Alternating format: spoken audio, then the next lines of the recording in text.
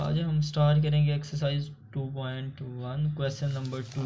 Convert following fraction into decimal. जो हमारे पास given fraction है हम इसको जस्ट डेसिमल में कन्वर्ट करेंगे। डेसिमल कन्वर्ट में करने के लिए हमें जो बड़ी वैल्यू होती है ना, तो उसको नहीं देखना होता, हम इसको देखते हैं कि जो ऊपर वाली वैल्यू है, फर्स्ट वैल्यूज़ है, उसको हम फर्स्ट पे रखते हैं। नीचे वाली वैल्यूज़ पे हम क्या कर देते हैं, उस वैल्यूज़ को क्या कर देते हैं, हम डिवाइड कर देते हैं।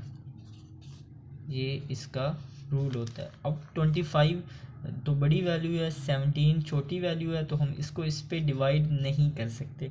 अगर डिवाइड नहीं कर सकते तो यहाँ पर क्या सिफर लग 0 ऊपर लगा लें, नीचे लगा लें, तो हम ये हमारा किसका डिवीजन का रूल होता है, तो हम नीचे और ऊपर सिफर लगा सकते हैं। अब हम 170 बड़ी वैल्यू है और ये 25 छोटी वैल्यू है, तो ये इस पे जब भी 0 लगाएंगे, 0 के बाद हमेशा हमने पॉइंट्स लगाना होता है।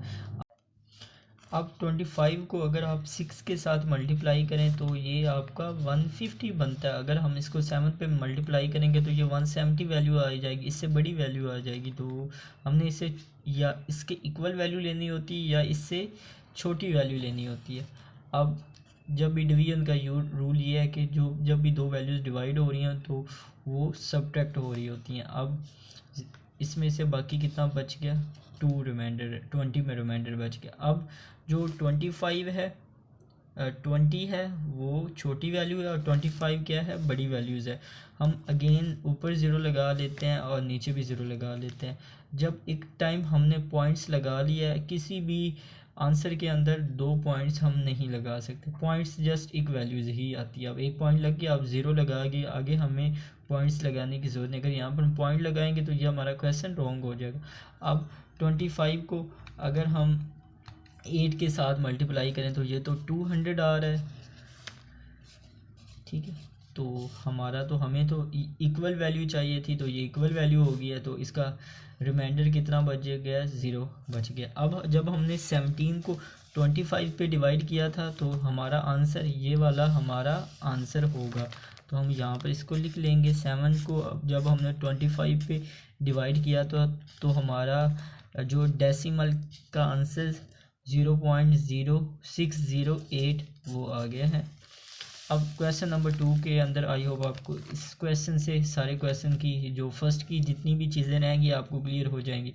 अब 19 ऊपर वाली वैल्यूज़ को हम क्या करते हैं, पहले लिखते हैं, नीचे वाली वैल्यूज़ पर हम क्या करते हैं, डिवाइड करते हैं। अब ये बड़ी वैल्यू है, ये छोटी वैल्यू, हमें पॉइंट्स लगाने की अभी ज़रूरत नहीं है। अभी देखो 4 4 कितना होता है, 16 होता है। अगर 4 को 5 के साथ मल्टीप्लाई करेंगे तो वो 20 आ जाएगा, इससे बड़ी वैल्यू। हमें इसके इक्वल वैल्यू चाहिए, अगर इक्वल नहीं आ सकती इसकी छोटी वैल्यू ले लें, तो बाकी रिमाइंडर 3 बच गया। अब ये 4 बड़ी वैल्यू है, 3 छोटी वैल्यू है, तो हम क्या लगा लेंगे, ऊपर क्या लगा लेंगे, जब एक इंटीजर आ गया उसके बाद अगेन हम इंटीजर नहीं लगाते, हम यहाँ पर क्या कर लेंगे कि जब हमने पॉइंट्स लगा लेंगे, जब भी पॉइंट्स लगेगा तो नीचे क्या आ जाएगा, 0 आ जाएगा।